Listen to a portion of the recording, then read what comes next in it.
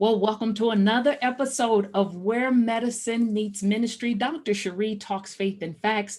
Guys, welcome to season 2. We have a fantastic guest with us here on today. Now, let me tell you, there are some guests that have uh, certain things to happen to them. It may be one specific trigger that triggers them and changes their lives. And then we have those guests that it seems like there is one event after the other that continues to elevate them to levels that they never imagined possible for themselves. And certainly they would not have been able to envision the impact that they would have on other individuals' lives. And so that's my guest today. Wendy Williams had a life changing near death experience in 1997 while she was pregnant.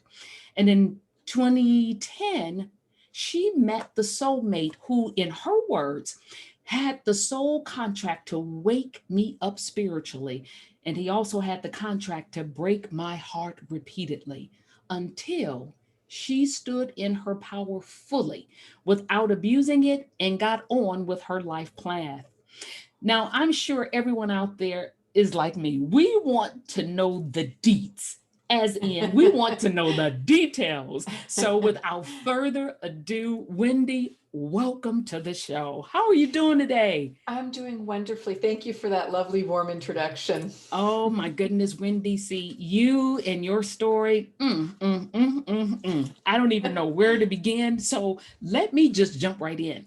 You had not one, but two near death experiences in 1997. Can you tell us briefly about those? Sure. Well, what was going on was I was pregnant with my second child, and I was delighted because it had been years of infertility, Mm. and I'd also had two ectopic pregnancies along the way. And we did have a little toddler, so I was just thrilled to be pregnant again. And what started happening was I was just noticing a ton of indigestion, which seemed very odd to me because it was so early in the pregnancy. I was only 10 weeks pregnant. So I kept calling the OB, and they're like, oh, just take my Lanta, that's safe. Every Mhm. pregnancy can be different. But then I started having all these very odd, very vivid dreams. And they were precognitive dreams of what was coming, but I didn't know that. I didn't understand the concept of precognitive dreams. And I kept dreaming about being a ship out at sea, and there were these terrible storms, and there just was all this ripping and tearing, and like the masts would come down and the winches would pull off. And I didn't know that was my subconscious, my guide, whomever, my intuition trying to say, hey girl, you've really got something going on here physically. Mhm. But I wasn't getting that. So I'm working at home, and I'm home alone, just normal weekday, no car at home because other family members are out and about and they've got the cars. And I just could not get comfortable. I had so much just agita, and I was so restless. So I'd try and lay down, I'd try and go in the bathroom. I'm like, what is wrong with me? So I was in the bathroom, and I just felt this searing pain.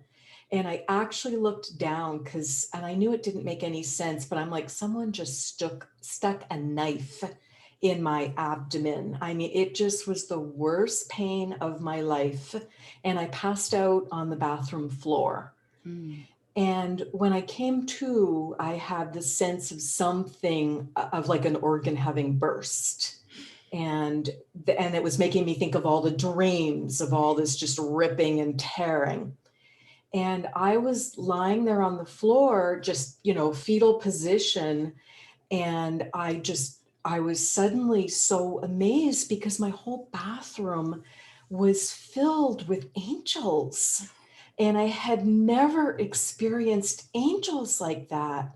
And they were so large and just so loving and so powerful. And one of them spoke to me very clearly and said, you need to call for help now, right now, or you're going to go home. Mm. And that Permanent was home. Heavenly Right, home. exactly, Home. exactly. And I was very clear that meant I was going to pass on and drop my body. Mhm. So I just replied, I understand, but I can't walk. I can't move. And they said, you've just got to get up on your hands and knees. That's all you have to do, and we will help you. Mm. So I managed to do that. And it was like being lifted or carried to the phone, which was not very far to get to the landline. It was, it was before cell phones, and it was right there on my nightstand. So I don't even think to call 911 because the angels just said, call for help. So I called my husband at work. And now Mm. that was a miracle too, because I had never reached him at work in my life. Wow. And he immediately answered the phone, and I said, get home now. Something's wrong. I need you to drive me to the hospital. Something's really wrong. And he I could just hear, he didn't even say a word. He just threw down the phone. And he was home in less than 5 minutes. So it was quicker than an ambulance would have been. And all I had time to do was just to call the OBGYN office. And they said, okay, meet us here at the hospital. Their office was right at the hospital. They said, meet us here. Don't park. Don't try and walk. We're going to meet you with a wheelchair. Mm. So I knew they were obviously feeling some urgency too. And that was the end of the discussion. So when I got into the OBGYN office, it very quickly became clear that there was just a massive bleed going on, because they looked via ultrasound and just couldn't visualize anything. And I saw the ultrasonographer's face. And I mean, she did a great job, and she's like, I'll be right back with the doctor. Oh, And I wow. kind of knew what that meant. She came back with a doctor and a nurse midwife. And again, I can see them making eye contact with one another. Mm-hmm. So very quickly, it was like, okay, we need to go up on the floors. We need to admit you right now. Mm. So again, was very, very fortunate because I got there so quickly. I got to medical help so quickly. So I'm then in the hospital for a week, and they're hanging bag after bag of blood, and just cannot get enough blood on board. Because what it turned out to be it was the fundus at the top of the uterus, which is an aorta, Yes. had burst. Head burst. So I was correct because I felt something burst. Mm-hmm. And again, the precognitive drains. So at that point, they're starting to discuss surgery, and I didn't want surgery, and I'm having morphine, and I'm getting transfusions. I mean, this is not what you want going on during your pregnancy, obviously. No. And how far But along are you? I'm only 10 weeks. Oh, wow. But as I said, years of infertility, and I've had 2 ectopic pregnancies. So I'm not letting go easily. I'm like, I'm having this baby. No. And but I knew that, they kept me in bed, could not take one step out of bed to even go to the bathroom, because we're trying to stop the bleeding. And I know things are not going well. So I guess it was about day 3 or 4, because my hematocrit kept dropping. Mm-hmm. I knew I was bleeding out. And at that point I said, yes, I agree. Let's do the surgery. Mm-hmm. So we did the surgery, but the night before I had it, I just went completely out of my body, and it was so peaceful, and it felt so great. I was Mm. relieved and happy because I felt like I was me again, Yes. because I had that sense of being a soul. And I remember looking back at my body and having kind of a humorous moment. And I also noticed I was very detached. And I remember looking down at myself and going, wow, she is whiter than the sheets. She's Wow. really in a bad place. And I also remembered thinking, couldn't they have at least washed and brushed her hair? She looks like a wreck. And I kind of laughed because, again, I just didn't care, because I felt so great to be out of that Right. body and not have all that pain. because it wasn't only the pain from the bleed, it was the IV had been so painful and was so bothering me. And they'd put a board on it and were just trying to get me comfortable. I was not comfortable with the blood being pumped in. So I just floated out of the ceiling and just went up and up and up. And I immediately saw an escalator. Okay, whoa. Wait, we need you. See, you telling this like you saw an an escalator at the mall. I need people to truly understand. Okay, so there was that one event on the bathroom floor, surrounded by angels. Get help. You're now in the hospital.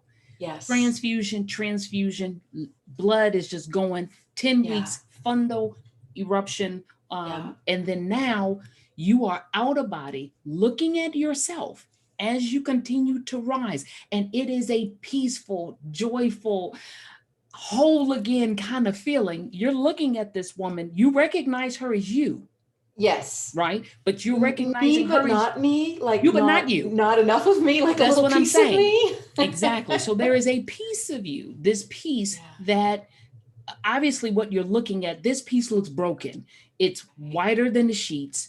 You know, your hair is all over. You know that body is going through in an attempt to hold on to another life that you want so badly.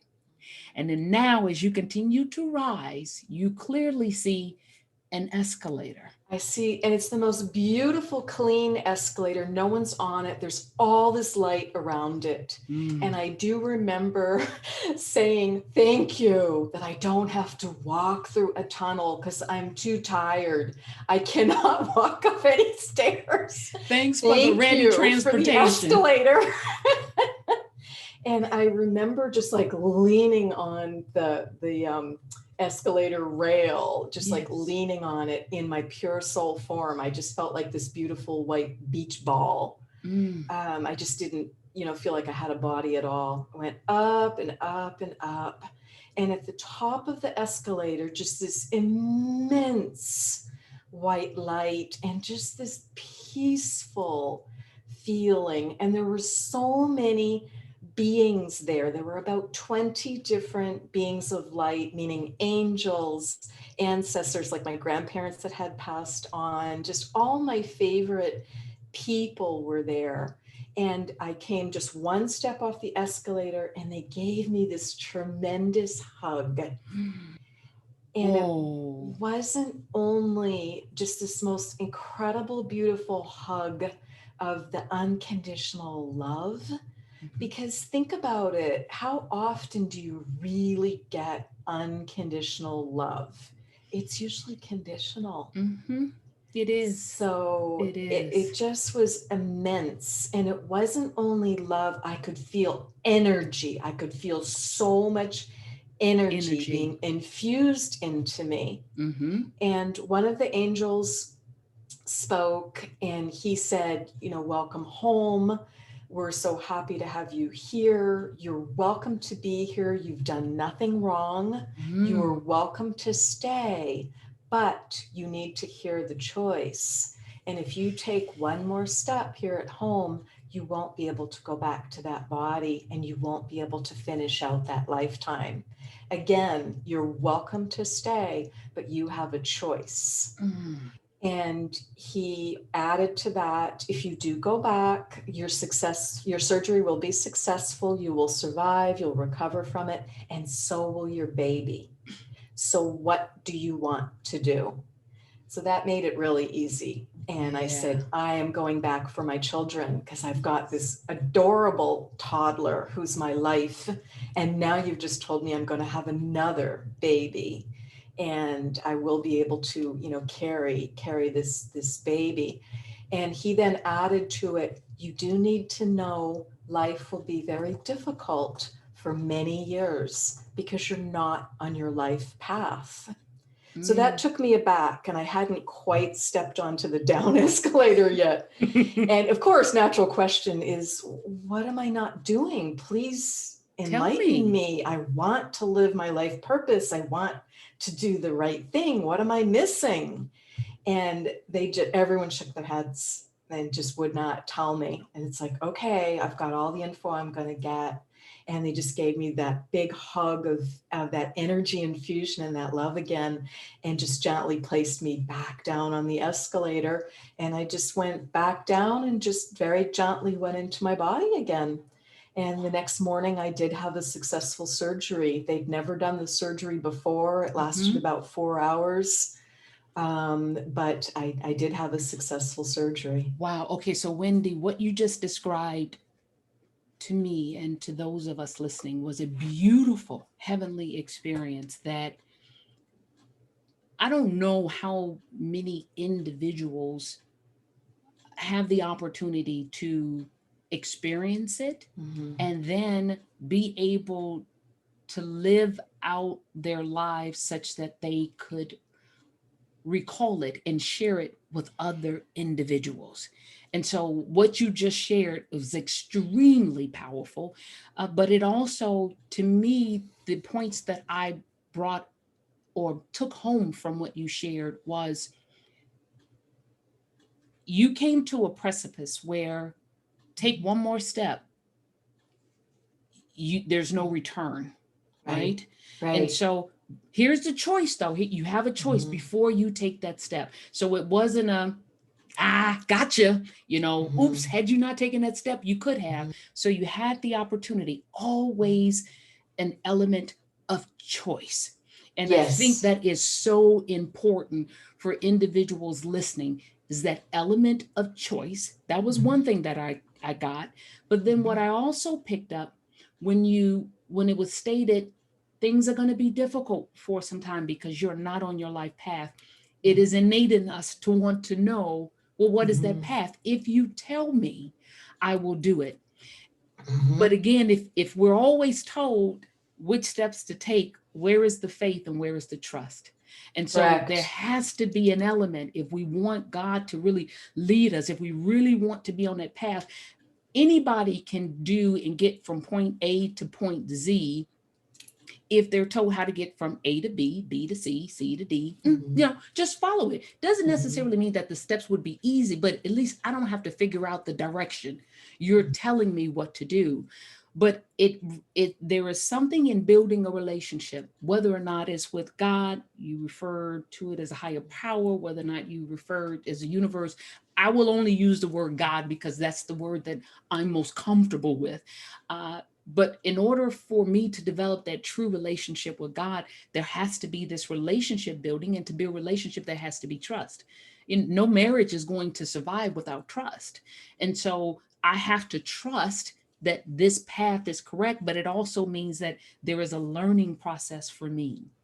And so you gained very valuable information. You were at least told you are not on your life's path. So now at least there is a leading for when you get back, you at least know this amount. You may not know which direction to turn yet. Doesn't mean that I'm not going to show you, doesn't mean that I'm not going to order your footsteps. But again, now working with this information, when you go back, there's going to be work to do. Absolutely. And the other major learning from those two NDEs that week was how incredibly I was loved and supported, because I had not had that feeling before. So Before, that was a game changer for me. And I correct. also felt very grateful for the respect that was shown to me, Mhm. because years later, when I studied NDEs, many people, it seems to fall into two camps of a lot of people feel like they're kind of pushed back down into their body, pushed back onto earth, and they're going, no, I'm not ready. I don't want to do that. That's not my choice.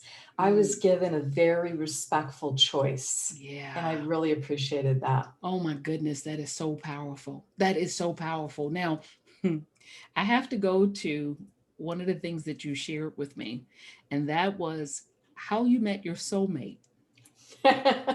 Yes, that's a very funny story. So I did not fully wake up from the NDE experience. I didn't fully get on my path because, frankly, I was just run off my feet, so busy with two little ones and working full time. But nothing's forgotten, and the desire was there to wake up and to do what I should be doing. So years later in 2010, I was divorced, Mhm. and it had been 6 or 7 years. So things were going well for my daughters and I. And I thought, well, it's time to meet a nice man. How do Mhm. you do that? So I asked my younger, wiser girlfriends, because I haven't been on a date in 25 years. I have no idea. And I was super busy. So it was hard. Like, how do you meet, through friends of friends or through common interests, that sort of thing. So girlfriends said, well, nowadays you do this thing called Match.com. You put Mhm. together a dating profile. And I'm like, what's that? What are you talking about? So they fill me in and show me, because I have no idea. And they fill me in and show me. And the moment because you could set, at least at that time, you could set the geography for what distance you were willing to be. And, you put in your Oh, home or okay. work zip code. Mhm. And I had been on there for a few months. And the moment I changed it to be within 10 miles of my home or work, this new profile came up. And I looked at it and I could not look away. And I could just feel this like shiver down my spine and all through my body. I'm like, I know this man. How do I know this man? Hmm. And it wasn't just the photos, it was how he wrote, how he expressed himself. I just really, really knew I knew him, but I couldn't place from where. Mhm. So I contact him, and the last thing he'd said in his profile was unusual. And he had said, "I'm especially interested in meeting any woman on a spiritual path, particularly someone who would like to explore an LBL as an abbreviation, as an acronym." Mhm. So I Googled, because I'm like, what the heck is LBL? LBL. Right. What does that stand for? And I want to make sure it's not something, I don't want to get involved with some odd, drug reference or whatever. Exactly. But LBL came up immediately as Dr. Michael Newton, who wrote Journey of Souls and Destiny of Souls. It came up as his Life Between Lives spiritual hypnotherapy technique, which is this beautiful 4-hour session where you go home to the light and meet with your soul family and your angels, and very similar to the near-death experience I'd had. Correct. So I thought, oh my goodness, I have to meet this guy. So I sent him a response, and he responded to me. And we met about 3 weeks later, just trying to sync up schedules. And that had given me enough time to read Journey of Souls in the meantime, which I think was meant to happen too. Mhm. So the moment he walked in the restaurant, because we agreed to meet for lunch, the moment he walked in the restaurant, again, I knew him. I knew the way he walked. I mean, sure, I'd seen a picture, but a Mhm. lot of people don't look like their pictures. They use their glamour shot for their, their dating website. Exactly right. Yes, yes. They don't necessarily look like it. Plus, you don't get an idea of size of the person, but I knew him. And I Mm. was sitting on a bench and I was just gobsmacked. I just looked and looked. I couldn't even stand up. And he dropped down on his knees in front of me to look right into my face Eyes. and my Yes. eyes. And he said, "I know you." And I said, "I know, I know." And we'd been playing for 3 weeks, emails and phone calls. How do I know you? Right. Past lives. Wow. So we found 19 of them together, which was just this tremendous contract, as I said, to wake me up spiritually and to get Yes. me on my path. Wow. So that's what What a happened spiritual awakening, and through how that happens. Match.com. How Okay, yes, through hysterical. match.com. And so now we have individuals are now appreciating NDE, LBL, connecting, past souls, past lives. Mhm. What does that mean and look like current? And what does it mean when those paths cross? Right or wrong, mismatch, what does it look like? And so with your experiences now, you now help individuals with what you call regression healing, correct? Right? Yes.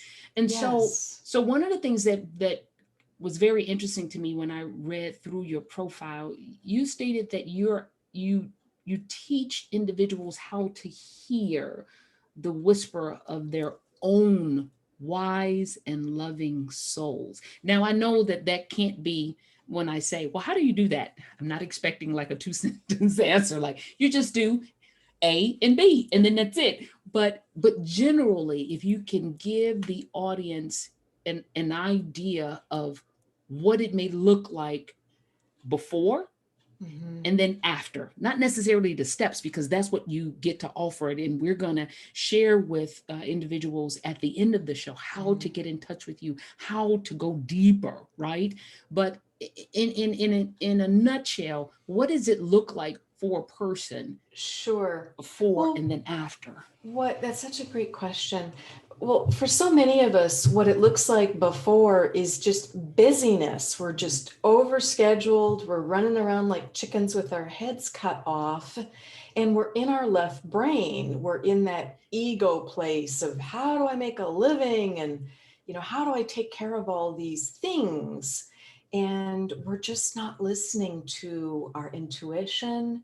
We're not listening to our higher self or soul or our guides because we're not taking that 15 minutes a day or whatever it might be to pray, to meditate, to listen, to receive, to clear our energy. Mm-hmm. And we're just not taking that time because, again, we're doing and this is, of course, pre-pandemic, we're just driving everywhere and we're sitting in traffic and we're grumpy and angry and tired and not sleeping well and maybe overeating and not getting enough exercise and Mm-hmm. just all those interesting things we've chosen to do to ourselves in Western society, Yes. and many other parts of the world.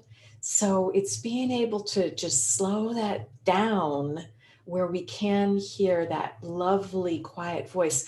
A quick example: when we're in the shower in the morning or taking a bath and not thinking about anything at all, isn't it amazing how you have some of your best ideas? And that's the whisper of the soul, that's the Yes. intuition, that's that loving guidance from within, because we've turned off that darned busy busy busy left Mm-hmm. brain. And see, when you say that, I think of a scripture, be still and know that I am God. Sometimes it's just in a matter of being still so that you can hear, so that you can appreciate and line up with a leading. Because sometimes when there's things for us to do, sometimes there is a soft whisper that we hear. Sometimes it's not a soft whisper, it's someone saying to us, I saw you do this, or I'm seeing you do that, or why don't you do that? And then them saying it is a confirmation of the way you had been feeling all along. But like you stated, if we're in a constant state of flux and busyness, until we're able to just be still. A friend of mine, when I was going through my cancer treatment, she reiterated that scripture to me. And she said, Cherie, I want you to take that scripture and break it down. So I'm thinking, be still and know that I'm God. I mean, how much more can you break it down than that? She goes, no, I want you to say, be still and know that I am God. Be still and know, then just be still. And then at the end, simply be. And she said, when you're able to walk yourself back from that, that's when you can really get into those quiet times in order to appreciate where you are, where you need to go. And for me, that was what helped me to release energy that was no longer serving me. And I saw Mm-hmm. that in your profile too. You help Mm-hmm. individuals to release energy that is no Mm-hmm. longer serving you. Would you say that with your clients that you work with, is releasing that energy sometimes just, is it releasing a person? Is it releasing an act? Is it releasing a thought? Is it releasing a wrong desire? Could it be all of that? It could be any of those. Often the Okay. person is releasing pain and we're going back to the lifetime of origin where they really had some physical pain and just have not been able to let it go, or anger, or depression, or anxiety. And those are all symptoms of just the soul not being happy and not being lined up with God and not being lined up with our life purpose. So it's understanding why that happened, and then the healing can come so quickly because the person can recognize and agree. And when I say to them, that was a long time ago, or that was then and this is now, are you ready to get in the present moment? And the person can stop a lot of times being a human doing and get back to that be where they're a human being. Oh, I And love that. I that gotta can be write that down. terrifying in our society Yes. because we're rewarded for do, and Yes. have all these goals and check things off your to-do list. And yeah, well, having children, having a baby teaches you that, take that to-do list and just throw it right over your shoulder, because that is not happening that day. No, it is not. As a mother of two girls as well, I totally know and totally appreciate that. And that's why I really appreciate guests with your expertise coming on the show, because there are so many individuals who really just, we look at life, things happen, and either there are people who say, well, yeah, bad stuff happened to me back in the day. I just jumped on a horse, I got in my car, boom, boom, boom, I brushed it off, and I just went on with life and I'm living. But you really haven't addressed and dealt with it. All you're doing is you're heaping one insult on top of another. And if it's not appropriately addressed, and address may be, okay, yeah, it happened, but I'm okay. I look back over it and I realize I'm a better person now. I've been able to help this person. And if you're able to really deal with it and process it and make it part of your testimony and actually deal with it and move on with it, that's great. But the majority of us, we have insult on insult on insult in marriages, in parenting, in work life, with colleagues, with friends, with the person we bumped into at Walmart, and we're just dealing with stuff. And a lot of the things that we are dealing with are already piled on top of the environment that we grew up in. Okay. Right. And so our choices, the decisions that we make, were all based on the foundation that we originally received. And so if that foundation really was filled with a whole bunch of muck, or if Mm. that foundation was so dysfunctional and was never addressed, and you were told to be seen and not heard, and this is grown folks business, and as a child you could never express, then all of the choices that you're making Right. in marriages, how you raise your children, how you deal with your coworkers, all of that is influenced. And it's a shame that we don't have more of us coming to individuals like you in order to clear that out. I don't know why we dismiss how important this is. Our minds are so critical to not only how we operate physiologically, but how we operate spiritually and emotionally. And so, if we don't have our minds right, we're messing up on so many different areas. And you're an individual who can help people move past that, correct? Absolutely, because that mind, body, spirit, that connection, and we've got to be willing to feel the emotions to Yes. process it. Because as you said, if you're told, oh, don't cry, or, what are you crying about? I mean, if you were ever told that as a child or by a spouse or a family member or whomever, That's that right. is really, really hurtful. Correct. Because then people just, they just don't process it, They don't. and they're just shoving it down. I mean, I consider that spiritual bypass, and Correct. it's gonna show up later in a bigger, um, uglier way at the least convenient time.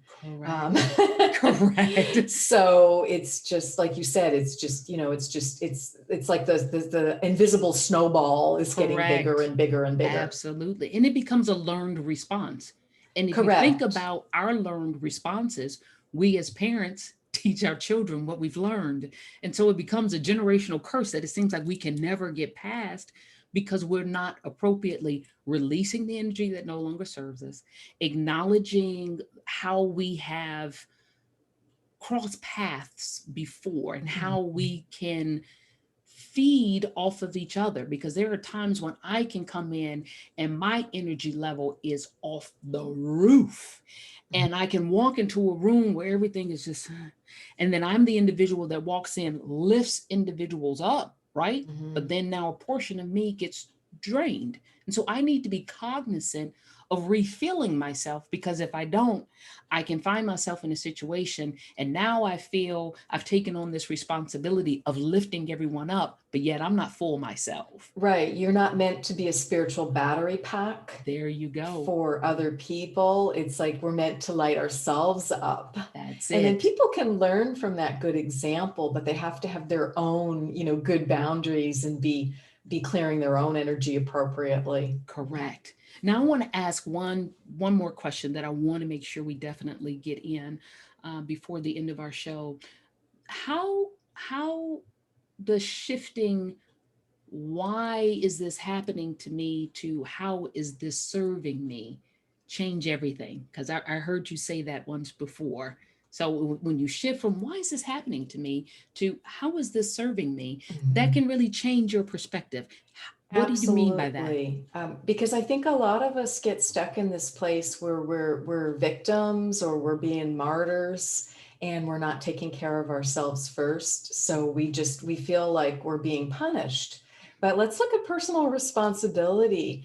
No one is in charge of making me be happy or fulfilled. That's my job. Absolutely. No spouse can do that, no parent can do that, no child can do that, no best friend can do that. That's my job. Jerry Maguire had it dead wrong. No one else completes me. That's right. Absolutely right. You are so correct when you say that. You're so correct. And it But was that's pop culture. I mean, the totally, fact that that movie was popular and people still repeat that line still and do. believe it, well, we're complete within ourselves when we do our own work and when we're centered and, with the divine. That's Correct. when we're in that Correct. place where you go in and you light up the whole room. Absolutely right. And you know, it's funny because the older I got, because certainly I watched the movie and I was like, oh, but then the older that I got, and the closer my relationship with God became, then the more I started realizing, I'm like, you know what? I wonder how God would feel about that. Mm-hmm. That you really think that I, as God, needed to place another individual here on earth in order to complete an individual I created. When I Mm-hmm. created it, it was already complete. Now, Mm-hmm. how you live out that life is on you. There is Mm-hmm. choices. Everything that we do is a choice. We're not walking around as robots. We do have willpower, we have choice, Mm-hmm. and we have to operate in that.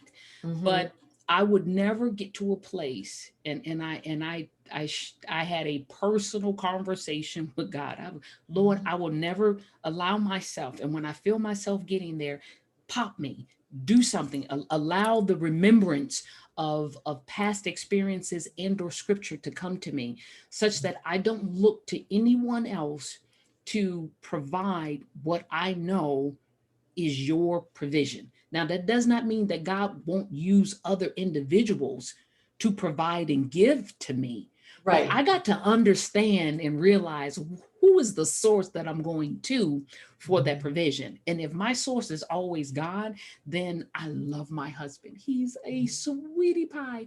Came to me many years later in life, went to high school, college, and med school together, married different individuals, had families, came back 20 something years later, love them to pieces. But baby, I was complete before you ever walked in the door. Now, there Right. is a calling on our lives, things that we will do and complete in our on our path that God would have us to do together. Yes. But Mhm. I was a complete person, fully and Yes. whole prior to him walking into my life. And man, Correct. yeah, Because if you're broken, incomplete, whatever, haven't yet done the work, then you attract more of the same, and it's a codependent type relationship. correct. And what happens Um, when that relationship ends? Do you mhm. become broken again? Do you know? It's I a mean, choice. that's I it's mean, choice, and there that's a you lot of can rebuild on higher ground, or right. you're going to attract the same sort of individual again because you didn't get the lesson yet. And that's Exactly. okay. We've got to Hmm. be kind to ourselves and forgive ourselves, but just keep on rising up. Exactly.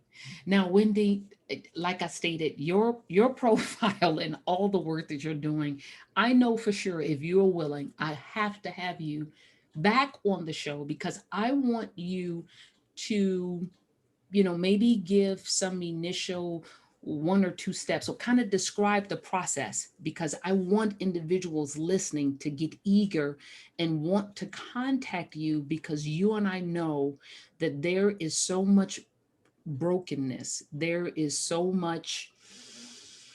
There's a lot of self-hatred out there. There's a Mhm. lot of confusion. There's a lot of individuals that just believe, oh well, this is my path, there's nothing that I can do to control it. I just know that there are so many individuals that are listening that you can help guide. And so I'm going to want to have you back Well, that because would be you're my pleasure. Thank you so one. much. Thank you. Love to continue the conversation. But before we leave this time, is there anything else that you would like to share, one with the audience, words of wisdom?